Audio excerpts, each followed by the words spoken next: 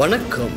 தமிழ் பேசும் மக்களின் உரிமை குரலான வீரகேசரியின் இரவு நேர பிரதான செய்திகள் வாசிப்பது எம். சிகா ரவி மற்றும் அவினேஷ் ஜோன்சன். செய்தியாசிரியர் எம். டி. லூசியஸ். முதலில் தலைப்புச் செய்திகள். சபாநாயகரை வாயை மூடுங்கள் என கூறிய பெண் எம்பியால் பரபரப்பு. வதை முகாம்களை நடத்தியவர்கள் மீது சட்டம் பாயும் என எச்சரிக்கை. மனித உரிமை மீறப்பட்டுள்ளது. ரணிலுக்கு எதிராக உயர் நீதிமன்றம் அதிரடி தீர்ப்பு. அஸ்வெசும ஜூலை மாதத்துக்கான உதவித்தொகை தொடர்பில் வெளியான அறிவிப்பு. அம்பாறையில் காதலியை கொன்ற காதலன் தற்கொலை. தாய் தந்தை மீதும் வெட்டு. நானு ஓயாவில் சரிந்து வரும் கட்பாறைகள். உயிர் அச்சத்தில் 47 பேர் இடம்பெயர்வு. கொழும்பில் துப்பாக்கியுடன் கைதான முன்னாள் புலி உறுப்பினர் வழங்கிய தகவல். அதிரடியாக மீட்கப்பட்ட 86 கைக்குண்டுகள். காதலனுக்காக உயிரை தியாகம் செய்த பல்கலைக்கழக மாணவி தொடர்பில் மனதை உருக்கும் தகவல் வெளியானது. உள்நாட்டு செய்திகள். අනේ පොඩ්ඩක් කටවහගෙන අහගෙන ඉන්නකෝ ඔබතුමා. අර මන්ත්‍රීතුමා ඔබතුමී කාටද කතා කරන්නේ?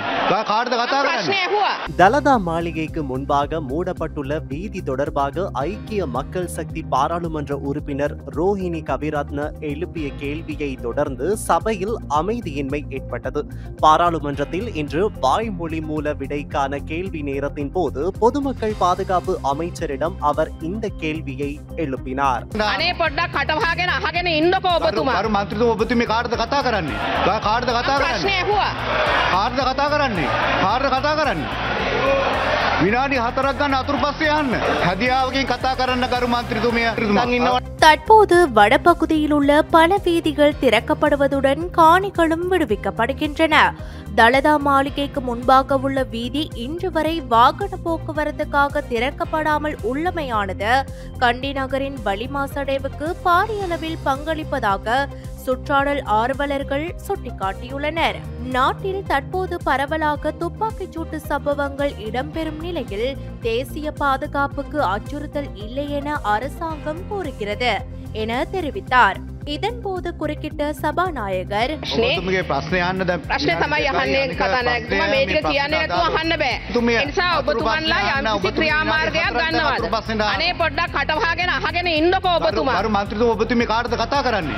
කාටද කතා කරන්නේ? ප්‍රශ්නේ ඇහුවා. சுற்றி வளைக்காமல் கேள்வியை மாத்திரம் கேளுங்கள் என அறிவுறுத்தினார். இதனையடுத்து கருத்து வெளியிட்ட ரோஹிணி கவிரத்ன ප්‍රශ්නේ තමයි අහන්නේ කතානායකතුමා. මේ ටික කියන්නේ නැතුව අහන්න බෑ.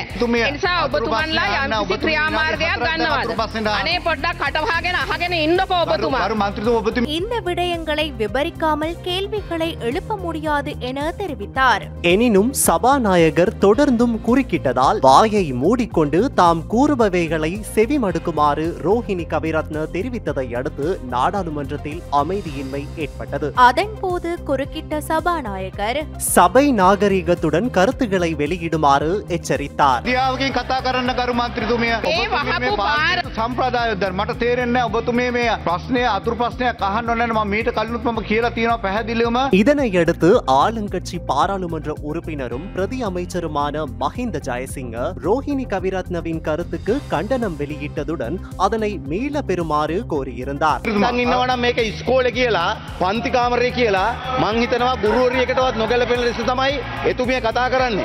ඔබතුමාට කතාව කටවහගෙන ඉන්න කියන්නේ. එහෙනම් මේකට මූලාසනයක් ඕනේ නැහැ. එහෙනම් කරුණා කරලා ඉල්ලාස් කරගන්න කියන්නේ එතුමියට. ගරු මන්ත්‍රීතුමිය මේක අහගන්නකෝ. මම අහන්නේ ඔබතුමිය இந்த நிலையில் நாடாளுமன்றத்தில் தொடர்ந்தும் அமைதியின்மை நிலவியது. எவ்வாறாயினும் தலதா மாளிகைக்கு முன்பாக உள்ள வீதி மீள திறக்கப்படாமைக்கு காரணமாக என்னவென்று ரோஹிணி கவிரத்ன வினவியிருந்தார். ඔබතුමන්ලා කියන හැටියට ජාතික ආරක්ෂාව පිළිබඳ ගැටලුවක් නැහැ. ප්‍රශ්නේ ඔබතුමීගේ ප්‍රශ්නේ අහන්න දැන් ප්‍රශ්නේ තමයි අහන්නේ කතානායකතුමා. මේ ටික කියන්නේ නැතුව අහන්න බෑ. ඒ නිසා ඔබතුමන්ලා යම්කිසි ක්‍රියාමාර්ගයක් ගන්නවද? தேசிய பாதுகாப்புக்கு அச்சுறுத்தல் இல்லை என்றால் தலதா மாளிகைக்கு முன்பாக மூடப்பட்டுள்ள வீதியை அரசாங்கம் திறக்க வேண்டும் எனவும் வலியுறுத்தினார். அதற்கு பதிலளித்த பொதுமக்கள் பாதுகாப்பு அமைச்சர், දළදා මාලිගාවේ මුරපොළට පාර දීමට සැලසුම් කළ සැකකරුවන්ට සැලසුම් කටයුතු කිරීම සහාය වීම හේතුවෙන් ප්‍රචණ්ඩ ක්‍රියා සඳහා සැකපීඨ සැකකාරියන් 9 දෙනෙකු අත්අඩංගුවට ගත් බවට පමණක් තොරතුරු ඇත. රෝමි ලක්කම් මත අපරාධ විමර්ශන කටයුතු අවසන් වී අවුරුදු 36කට අධික කාලයක් ගත වී ඇති බැවින් නිශ්චිත තොරතුරු ඉදිරිපත් කිරීමට ප්‍රමාණවත් වාර්තා නොමැත. குறித்த வீதி மூடப்பட்டு 36 வருடங்கள் ஆகின்றமையினால் போலீசாரிடமே அது தொடர்பாக போதிய தகவல்கள் இல்லை என தெரிவித்தார். இதன்போது குறுக்கிட்ட பாராளுமன்ற உறுப்பினர் தயாசிரி ஜெயசேகர, විශේෂයෙන්ම මේ සම්බන්ධ අවුරුදු 36කට පස්සේ තොරතුරු තියෙනවා ගරුව ඇමතුමා. ඒ නිසා මම ඔබතුමාගෙන් ගෞරවයෙන් ඉල්ලනවා මේ සම්බන්ධව සොයලා බලලා මේක සභාගත කරන්න කටයුතු කරන්න. தலதா மாளிகை மீதான தாக்குதல் தொடர்பான போதிய தகவல்கள் உள்ளன. அது தொடர்பில் முறையாக தேடி அறியுமாறும் குறிப்பிட்டார். இதற்கு பதிலளித்த சபை முதல்வர் அமைச்சர் பிமல் ரத்நாயக்க, අධ්‍යක්ෂකතුමාට කිව්වා මාතලේ මිනිවල 140 ගාණක් මිනි අටකටු හම්බලා තිබෙනවා. ඒ මිනි මරුවන්ගේ දූලා තමයි මෙතන මේ ඉන්නේ. අපි ඒ පිළිබඳ පරීක්ෂණ කරනවා. අද මෙතන ඉන්නේ පෞද්ගලික වදකාකාර හිමියෝ සමහරු. கொலைகாரர்களின் மகளும் தனியார் மனித புதைக்குழி வைத்திருப்பவர்களும் எதிர்க்கட்சியில் இருப்பதாக தெரிவித்தார். அதனை அடுத்து கருத்து வெளியிட்ட பாராளுமன்ற உறுப்பினர் தயாசிரி ஜெயசேகர, කවුද මට අපිට කියන්න කවුද කියලා? කවුද කියන්න කවුද කියලා? எவரையும் குறிவைத்து குற்றச்சாட்டுக்களை முன்வைக்க முடியாது என குறிப்பிட்டார். அதற்கு பதிலளித்த சபை முதல்வர் பிமல் ரத்நாயக்க, 87 88 89 එක්සත් ජාතික පක්ෂයටම මන්ත්‍රීලා ඇමතිලා පෞද්ගලික වදකාගාර තියාගෙන හිටියා කියන එක මේ අමුතු දෙයක්ද? මේගොල්ල ඒ බෝම්බ ගහුවා කියන කෙනා මේගොල්ලන්ගේ නුවරින් ඡන්ද ඉල්ලුවා. නම් නෙමෙයි ඔයගොල්ලන් නඩු දාලා අත්අඩංගුවට ගන්නවා. මම තියාගෙන නඩු මාර්ගයේ 80களின் இறுதியில் ஐக்கிய தேசிய கட்சியில் இருந்தவர்களே வதை கூடங்களை நடத்தி சென்றனர். நாம் உயிருடனேயே இருக்கின்றோம். அவ்வாறானவர்களின் பெயரை குறிப்பிடுவது மட்டுமல்ல, விசாரணைகளை முன்னெடுத்து அவர்களை கைது செய்து வழக்கும் தொடருவோம் எனவும் குறிப்பிட்டார்.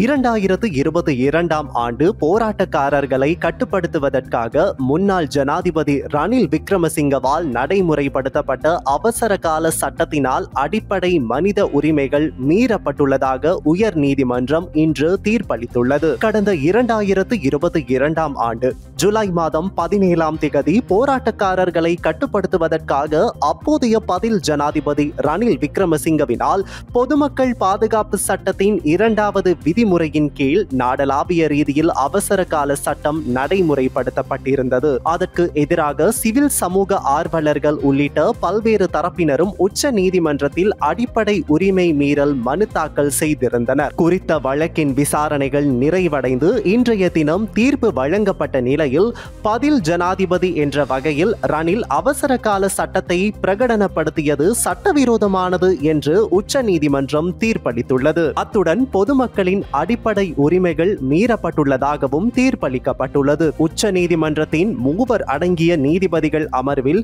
பிரதம நீதியரசர் முர்து பெர்னாண்டோ மற்றும் யசந்த கோதாகொட ஆகியோர் பொதுமக்கள் பாதுகாப்பு சட்டத்தின் 2ஆம் பிரிவின் பிரகாரம் ரணில் விக்ரமசிங்க அவசர கால சட்டத்தை பிரகடனப்படுத்தியமை பொதுமக்களின் அடிப்படை உரிமைகளை மீறியுள்ளதாக தீர்ப்பளித்துள்ளனர். எனினும் நீதியரசர் அர்ஜுன அபேசேகர தனது தீர்ப்பில் அவசர கால சட்டம் காரணமாக அடிப்படை உரிமைகள் மீறப்படவில்லை என்று தீர்ப்பளித்துள்ளார். இதன் அடிப்படையில் பெரும்பான்மை நீதியரசர்களின் தீர்ப்பின் அடிப்படையில் ரணில் விக்ரமசிங்க பொதுமக்களின் அடிப்படை உரிமைகளை மீறியுள்ளதாக தீர்ப்பளிக்கப்பட்டுள்ளது.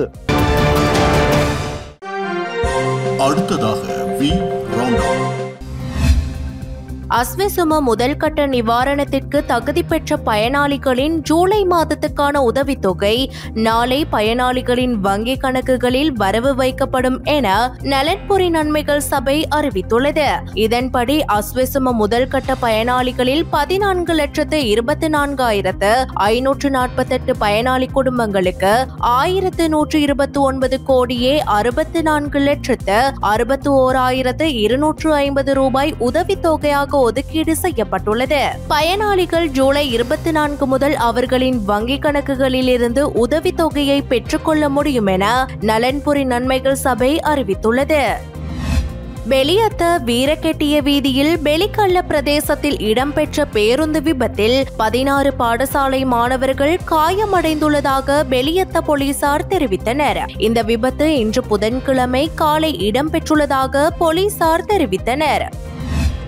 மாரவில்ல மரந்த பகுதியில் நேற்றிரவு இடம்பெற்ற துப்பாக்கிச் சூட்டு சம்பவத்தில் பெண் ஒருவர் உயிரிழந்துள்ளதாக போலீசார் தெரிவித்தனர். குறித்த பெண் அவரது வீட்டின் முன் நின்று கொண்டிருந்த போது இந்த துப்பாக்கி பிரயோகம் மேற்கொள்ளப்பட்டுள்ளது. இதன்போது அவரின் அருகில் இருந்த 10 வயது சிறுவனும் காயமடைந்துள்ளான். சம்பவத்தில் உயிரிழந்த பெண் மாரவில பகுதியைச் சேர்ந்த 30 வயதுடையவர் என அடையாளம் காணப்பட்டுள்ளார். அதே நேரம் காயமடைந்த சிறுவன் சிகிச்சைக்காக மாரவில ஆதார வைத்தியசாலையில் அனுமதிக்கப்பட்டுள்ளார். இது தொடர்பான மேலதிக விசாரணைகளை மாரவில போலீசார் மேற்கொண்டு வருகின்றனர்.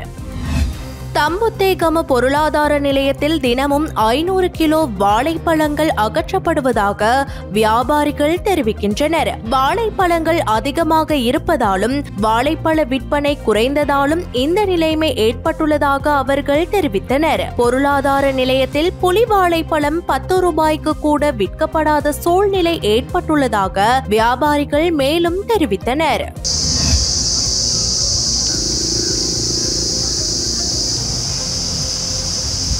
கருப்புச்சூளை நினைவேந்தல் நிகழ்வுகள் இன்றைய தினம் புதன்கிழமை யாழ்ப்பாண பல்கலைக்கழகத்தில் அனுஷ்டிக்கப்பட்டது. யாழ் பல்கலைக்கழக வளாகத்தில் மாணவர்களின் ஏற்பாட்டில் நடைபெற்ற நினைவேந்தல் நிகழ்வில் படுகொலை செய்யப்பட்டவர்களுக்காக மலர் தூவி அஞ்சலி செலுத்தப்பட்டது.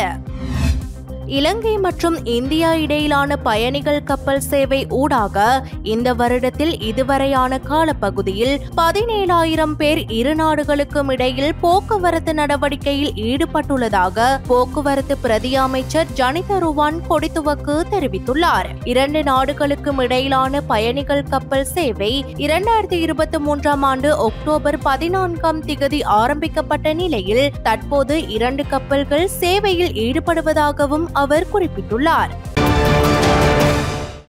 அம்பாறை பத்தியத்தலாவ மரங்கள பகுதியை சேர்ந்த இளம்பெண் ஒருவர் இன்று அதிகாலை அவரது காதலனால் கழுத்தறுத்து கொலை செய்யப்பட்டுள்ளதுடன் பின்னர் காதலனும் தனது கழுத்தை அறுத்து தற்கொலை செய்து கொண்டுள்ளார். மோட்டார் சைக்கிளில் வீட்டிற்கு பிரவேசித்த இளைஞன் இளம்பெண்ணின் தாய் மற்றும் தந்தை மீதும் வெட்டுக்காயங்களை ஏற்படுத்தியதாக தெரிவித்தார். சம்பவத்தில் காயமடைந்த தாயும் தந்தையும் தற்போது மகாஓயா ஆதார வைத்தியசாலையில் சிகிச்சை பெற்று வருகின்றனர்.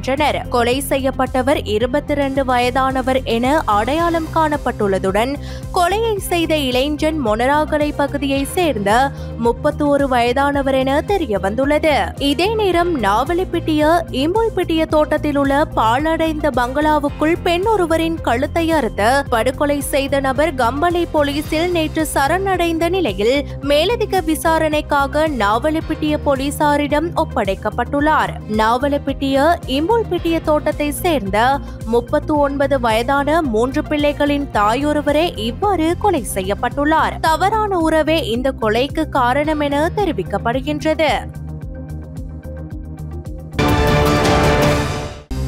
கடும் மழையுடனான சீரற்ற காலநிலையால் நானு ஓயா உடரதல்ல தோட்டத்தில் மேல் பிரிவில் 7 குடும்பங்களை சேர்ந்த 47 பேர் இடம்பெயர்ந்துள்ளனர். இவர்களை தற்காலிகமாக பாதுகாப்பான இடத்தில் தங்க வைப்பதற்கு தோட்ட நிர்வாகம் நடவடிக்கை எடுத்துள்ளது. கடும் மழையால் கட்பாறைகள் சரிந்து வருகின்றமையால் அவர்கள் அங்கிருந்து வெளியேற்றப்பட்டுள்ளனர். இதே நேரம் கட்பாறையொன்று ஆட்டுத் தொழுவத்தில் விழுந்ததில் 2 ஆடுகள் உயிரிழந்துள்ளன. தொழுவமும் முற்றாக சேதமடைந்துள்ளது. நானு ஓயா உட்பட மலையகத்தின் பெரும்பாலான பகுதிகளில் கடந்த சில நாட்களாகவே கடும் மழை பெய்து வருகின்றது. தொடர்ந்தும் மழையுடன் காலநிலை நீடிக்கும் பட்சத்தில் நானு ஓயா பகுதியில் மண்மேட்டுடன் கட்பாறைகள் சரிந்து வீழுவதற்கான வாய்ப்புகள் காணப்படுவதாகவும் இரவு நேரங்களில் சிறு பிள்ளைகளை வைத்துக்கொண்டு மழை காலங்களில் உயிர் அச்சத்துடன் வாழ்வதாகவும் பிரதேசவாசிகள் தெரிவிக்கின்றனர். அண்மையில் சரிந்து விழுந்த கற்களும் ஆங்காங்கே ஆபத்தான நிலையில் தேங்கி நிற்பதை காணக்கூடியதாக உள்ளது. சம்பவம் தொடர்பாக பிரதேசத்திற்கு பொறுப்பான கிராம உத்தியோகத்தர் ஊடாக நுவரெலியா பிரதேச செயலாளருக்கு அறிவிக்கப்பட்டு மேலதிக நடவடிக்கைகள் மேற்கொண்டு வருவது குறிப்பிடத்தக்கது. මේ වගේ අපි ඉන්න ගෙවල් තැනින් ඉඳලා උඩ ලොකු කැලයක් තියෙනවා. ඒකෙන් ඉඳලා ලොකු ගල් ඇවිල්ලා තියෙනවා. දැන් අපේ ගෙවල් කිට්ටුවෙන් තමයි ගල් ඇවිල්ලා තියෙන්නේ. එතන ගෙවල් ළඟින් මේ එළු අදන්න පටියක් තිබ්බා. ඒක දැන් ඒක උඩ තමයි ඇවිල්ලා වැටිලා තියෙන්නේ. එළුව ඔක්කොම මැරලා තියෙන්නේ. දැන් අපේ ඒ වාගේ අපේ ජීවිතේ අපේ ජනතාවෙන් කවුරු හරි මැරලා තිබ්බනම් මේ විදියට අපි කවුරු හරි බලාගෙන හිටියද දැන් ආණ්ඩුවේ හරි දැන් ඉන්න මාතුරුලා හරි බල්ලා අපිට මේ තැනින් අපිට ඉන්න දැන් හරියට බය විදියට තමයි අපි දැන් ජීවත් වෙන්නේ. දවල් වෙලේ අපි ගෙදරට එනවා. රාය ඔක්කොම ගිහිල්ලා අපි නෑදා කට්ටිය ගෙදර තමයි අපි ඉන්නේ. මේ වෙලාවට හරියට අපිට කණ්ඩ බොණ්ඩත් ළමයි ටික ඉස්කෝලේට එවන්නත් අපිට ගොඩක් අමාරුවෙන් තමයි දැන් අපි සිටින්නේ. ඒක නිසා කරුණා කරලා බලලා අපිට මේකට මොනවාරි උදව්වක් කරන්න කියලා මම ආණ්ඩුවෙන් ඉල්ලා සිටිනවා. பெரிய மலை அடிவாரத்துல தான் எங்க வீடுகள் இருக்குது. இதோட 2வது முறை கல் வந்துருச்சு. ஒரு முறையும் கல் வந்து நாங்கள் சொல்லியிருக்கோம். அது தோட்ட அதிகாரியெல்லாம் பார்த்துட்டு போயிருந்தாங்க. மற்றபடி இது 2வது முறை வந்துருச்சு. பெரிய பெரிய பாறைகள் அதுக்கு பின்னாடியும் பாறைகள் வர இருக்குது. அதுக்கு பின்னாடி மரங்களும் வர இருக்குது. நாங்கள் பெரிய அச்சுறுத்தலில் தான் எனக்கு இருந்துக்கிட்டு இருக்கோம். இதில் 6-8 குடும்பம் இருக்கும். 47 பேர் இருக்கோம். பெரியவங்க சின்ன பிள்ளைகள் எல்லாமே முடியாத மனுஷர்களை வச்சுக்கிட்டு இருக்கோம். எங்களுக்கு இப்போ நிர்வாகம் வந்து பார்த்துருக்காங்க. பார்த்துட்டு பெரிய இடங்களுக்கு சொல்லி அவங்களும் வந்து பார்த்துருக்காங்க. அவங்க பார்த்துட்டு வந்து சொல்லியிருக்காங்க உங்களுக்கு நாங்கள் தகுந்த நடவடிக்கை எடுத்து தரோன்னு சொல்லியிருக்காங்க. ஆனால் இப்போதைக்கு எங்களுக்கு தற்போதைக்கு ஒரு இப்போ பாதுகாப்பான இடம் எங்களுக்கு கட்டாயம் வேணும். பகலில் பார்த்து இருக்க சொல்லியிருக்காங்க. நைட் டைமில் போயிட்டு உங்களோட உறவினர் வீட்டுகளில் சரி ஒரு மண்டபத்தில் ஏற்பாடு செஞ்சு தாரேன்னு சொன்னாங்க. ஆனால் அந்த மண்டபத்தில் எங்களுக்கு இருக்கே இயலாது. பிள்ளைகள பெரிய மனுஷனை வச்சுக்கிட்டு இப்போ நாங்கள் உறவினர் வீட்டுகளில் போயிட்டு இருக்கிறோம். இப்போ எல்லாருக்கும் சுகமுள்ள வேறு. அதனால எங்களுக்கு தயவு செய்து எங்களுக்கு ஒரு தற்காலிகமாக ஒரு பாதுகாப்பு எங்களுக்கு ஏற்பாடு செஞ்சு கொடுக்குமாறு. உயிர்த்த ஞாயிறு தின தாக்குதல்கள் தொடர்பில் ஆரம்பிக்கப்பட்டுள்ள புதிய விசாரணைகளுக்கு அமைய மட்டக்களப்பு வலயத்தின் உளவுத்துறை பொறுப்பதிகாரியாக செயற்பட்ட போலீஸ் பரிசோதகர் எஸ் சரத் சமந்த சிஐடியினரால் கைது செய்யப்பட்டுள்ளார். நேற்று முன்தினம் இரவு அவரை சிஐடியினர் கைது செய்துள்ளனர். விசாரணைக்கு அழைக்கப்பட்டு வாக்குமூலம் பதிவு செய்யப்பட்ட பின்னரே அவர் கைது செய்யப்பட்டதாக சிஐடியினர் தெரிவித்தனர். கைது செய்யப்பட்ட போலீஸ் பரிசோதகர் தற்போது வான் எல போலீஸ் நிலையத்தில் கடமையாற்றி வந்ததாக கூறிய சிஐடியினர் அவரை 72 மணி நேர தடுப்பு காவலின் கீழ் வைத்து விசாரித்து வருவதாக குறிப்பிட்டனர். இதற்கு முன்னர் அரசு உளவு சேவையின் கிழக்கு மாகாணத்துக்கு உட்பட்டு கடமைகளை முன்னெடுத்த போலீஸ் சார்ஜன் ஜெஹில் பாஸ் கைது செய்யப்பட்ட நிலையில் அவரை விளக்கமறியலில் வைக்க கோட்டை நீதவான் நீதிமன்றால் உத்தரவிடப்பட்டுள்ளது.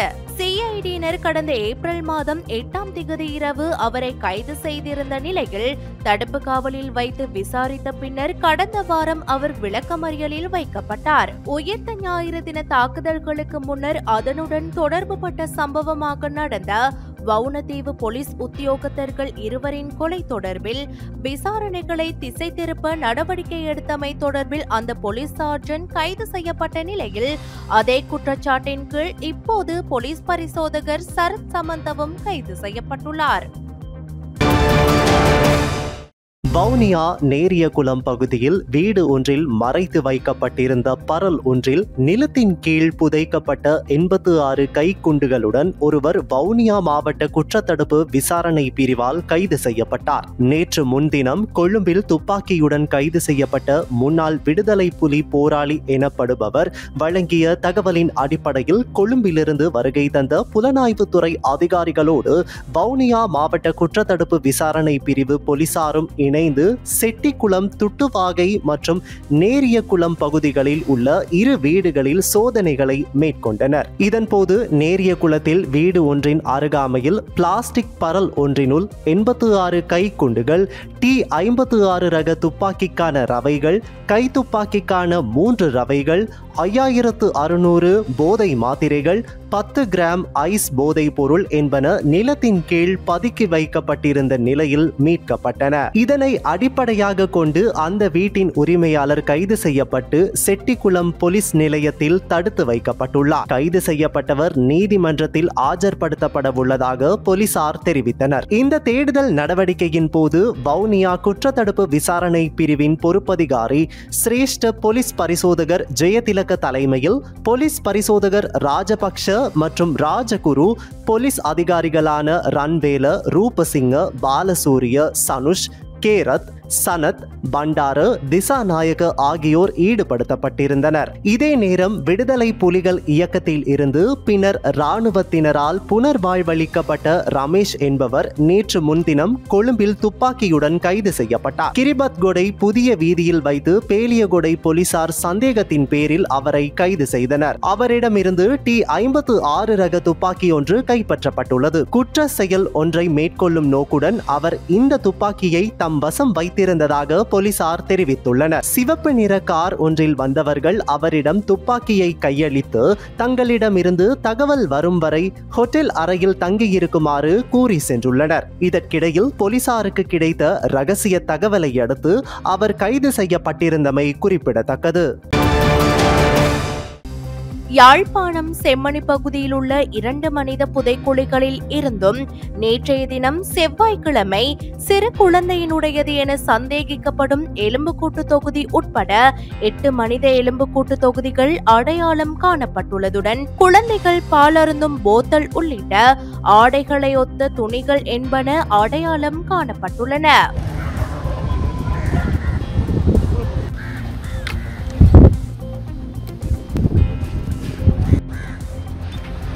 செம்மணி பகுதியில் தடயவியல் அகழ்வாய்வு தளம் இலக்கம் 1 மற்றும் தடயவியல் அகழ்வாய்வு தளம் இலக்கம் 2 என நீதிமன்றினால் அடையாளப்படுத்தப்பட்ட மனித புதைக்குழிகளில் அகழ்வு பணிகள் முன்னெடுக்கப்பட்டு வருகின்றன. 2ஆம் கட்ட பணிகளுக்காக 45 நாட்கள் நீதிமன்றினால் அனுமதிக்கப்பட்டுள்ள நிலையில் தற்போது 2ஆம் பகுதி அகழ்வு பணிகள் நேற்றைய தினம் 17வது நாளாக முன்னெடுக்கப்பட்டன. இதன்போது 2 மனித புதைக்குழிகளில் இருந்தும் சிறு குழந்தையினுடையது என சந்தேகிக்கப்படும் எலும்புக்கூட்டு தொகுதியுடன் 8 எலும்புக்கூட்டு தொகுதிகள் அடையாளம் காணப்பட்டுள்ளன. நேற்று முன்தினம் திங்கட்கிழமை அடையாளம் காணப்பட்ட 7 மனித எலும்புக்கூட்டு தொகுதிகள் மற்றும் நேற்றைய தினம் செவ்வாய்க்கிழமை அடையாளம் காணப்பட்ட 8 மனித எலும்புக்கூட்டு தொகுதிகள் ஆகிய 15 எலும்புக்கூட்டு தொகுதிகளும் அதனுடன் அடையாளம் காணப்பட்டுள்ள பால் போத்தல், ஆடையை ஒத்த துணிகள் என்பவற்றை இன்றைய தினம் புதன்கிழமை அகழ்ந்து எடுக்கும் பணிகள் முன்னெடுக்கப்படும் என எதிர்பார்க்கப்படுகிறது. அதேவேளை செம்மணி மனித புதைக்குழியில் அகழ்வு பணிகள் இதுவரையில் கட்டம் கட்டமாக 26 நாட்கள் முன்னெடுக்கப்பட்டுள்ளன. இதன்போது 65 எலும்புக்கூட்டு தொகுதிகள் முற்றாக அகழ்ந்து எடுக்கப்பட்டுள்ள நிலையில் கடந்த 2 தினங்களில் 15 எலும்புக்கூட்டு தொகுதிகள் அடையாளம் காணப்பட்டுள்ளமையும் குறிப்பிடத்தக்கது.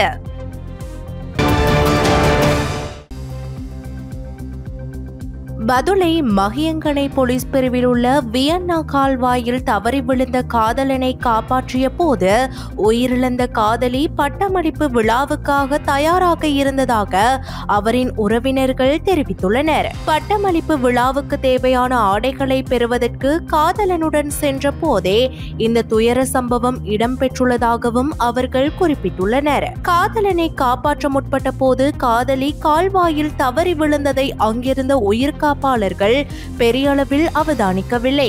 இளைஞனை காப்பாற்றியவர்களுக்கு எங்கள் மகள் குறித்து அவதானம் இருக்கவில்லை என பெற்றோர் தெரிவித்துள்ளனர். சுமார் 18 மணி நேரத்தின் பின்னர் மகளின் சடலம் கண்டுபிடிக்கப்பட்டது. 3 மகன்கள் உள்ள குடும்பத்தில் ஒரே மகளான அவர் ரஜரட்ட பல்கலைக்கழகத்தில் கணினி பிரிவில் கற்று வந்துள்ளார். அன்றைய தினம் பல்கலைக்கழகத்திற்கு சென்று பட்டமளிப்பு விழாவிற்கான தகவல்களை வழங்கிவிட்டு அதற்கான ஆடைகளை பெற்றுக்கொண்டு திரும்பும் போது இந்த சம்பவம் இடம்பெற்றுள்ளதென உயிரிழந்த பெண்ணின் தந்தை தெரிவித்துள்ளார்.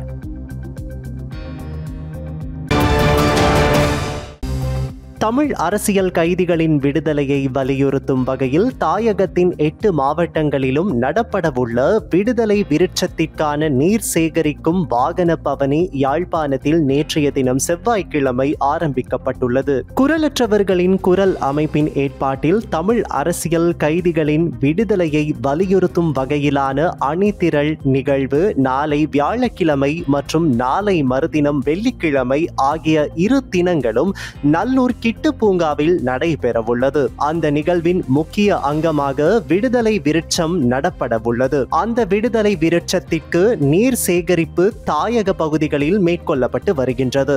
எனவே தன்னார்வலர்கள் மற்றும் பொது அமைப்புகள் உங்கள் பிரதேசங்களில் விடுதலை விருட்சத்திற்கான நீரினை சேகரித்து கிட்டு பூங்காவில் இடம்பெறும் விடுதலை நிகழ்வில் கையளிக்க முடியும்.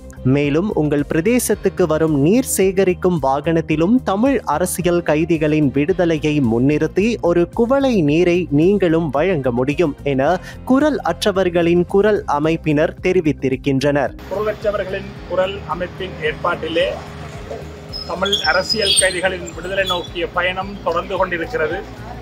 அந்த விதத்திலே ஏற்கனவே ஆரம்பிக்கப்பட்ட விடுதலை விருட்சம் என்கின்ற தமிழ் அரசியல் கைதிகளுக்கான விடுதலையை நோக்கியும் இனத்தினுடைய விடுதலையை நோக்கியுமான அந்த பயணம் இன்று விடுதலை விருட்சத்துக்கு விடுதலை நீர் வழங்கி அனைவரும் பேராதரவு கொடுத்து அந்த விடுதலை மரத்தை வளர்த்தெடுக்க வேண்டும்.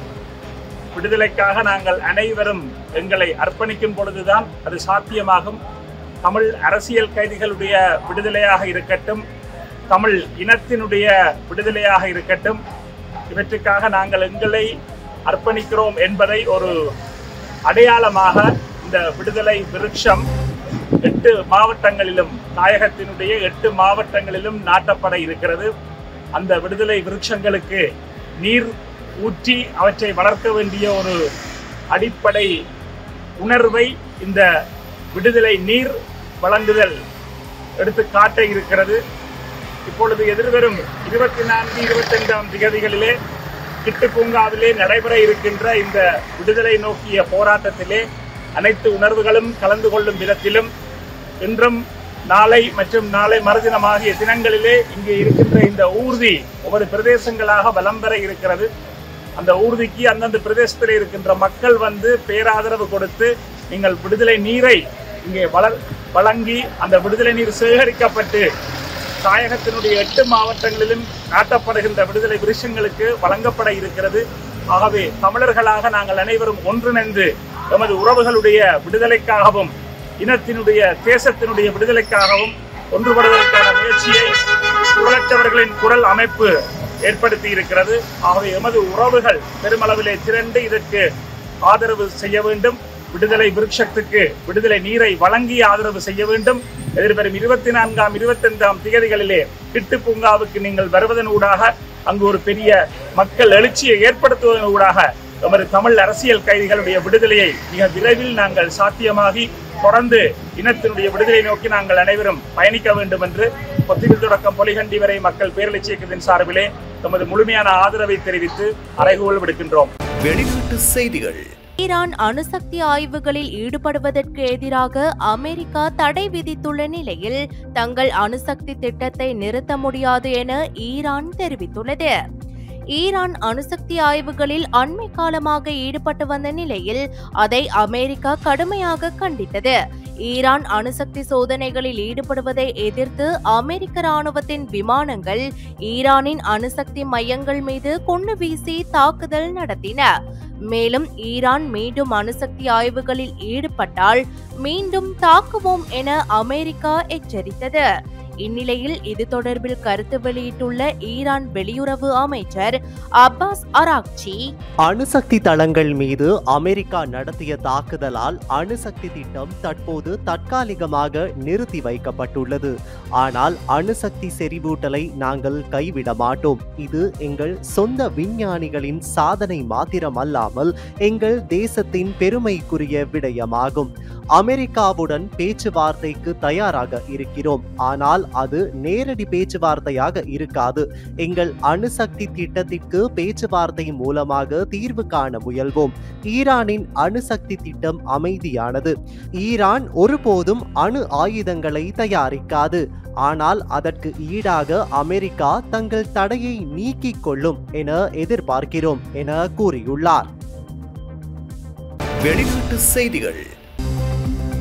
ரஷ்யாவிடமிருந்து கச்சா எண்ணெய் வாங்கும் சீனா, இந்தியா மற்றும் பிரேசில் போன்ற நாடுகளுக்கு அமெரிக்க ஜனாதிபதி டொனால்ட் ட்ரம்ப் 100% வரி விதிக்க உள்ளதாக சர்வதேச ஊடகங்கள் செய்தி வெளியிட்டுள்ளன. யுக்ரைன் மீது போர் நடத்தி வருவதால் ரஷ்யா மீது அமெரிக்கா உள்ளிட்ட மேற்கத்திய நாடுகளின் பொருளாதார தடை நடைமுறையில் உள்ளது. இருப்பினும் இந்தியா, சீனா மற்றும் பிரேசில் உள்ளிட்ட நாடுகள் ரஷ்யாவிடம் கச்சா எண்ணெய் வாங்கி வருகின்றன. இந்த வர்த்தகத்தின் மூலம் கிடைக்கும் பணத்தை கொண்டு ரஷ்யா போரை நீட்டித்து வருவதாக ட்ரம்ப் குற்றம் சாட்டி வருகின்றார். இந்த நிலையில் ட்ரம்ப் தலைமையிலான அமைச்சரவையில் உள்ள பாராளுமன்ற உறுப்பினர் லிண்ட்சி கிரேயம் புதிய மிரட்டல் ஒன்றை விடுத்துள்ளார். இது தொடர்பில் கருத்து தெரிவித்துள்ள அவர், ரஷ்யாவிடமிருந்து கச்சா எண்ணெய் வாங்கும் சீனா, இந்தியா மற்றும் பிரேசில் போன்ற நாடுகளுக்கு ட்ரம்ப் 100% வரி விதிக்க உள்ளார். இந்தியா, சீனா மற்றும் பிரேசில் போன்ற நாடுகளுக்கு நான் கூறுவது என்னவென்றால், நீங்கள் தொடர்ந்து ரஷ்யாவிடம் இருந்து மலிவு விலையில் கச்சா எண்ணெய் வாங்கி யுக்ரைன் போர் நீடிக்க அனுமதித்தால் உங்கள் பொருளாதாரத்தை நாங்கள் அழித்து விடுவோம் என அவர் தெரிவித்துள்ளார். இன்றைய நாணய மாற்று விகிதம்.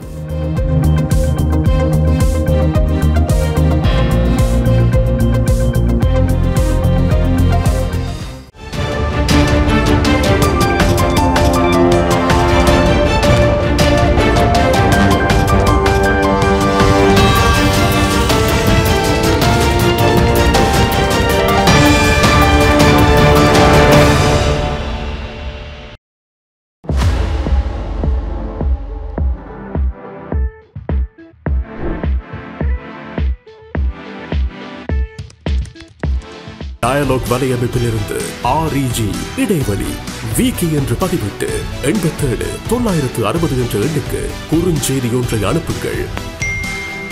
வீரகேசரி செய்தியுடன் இணைந்திருங்கள்.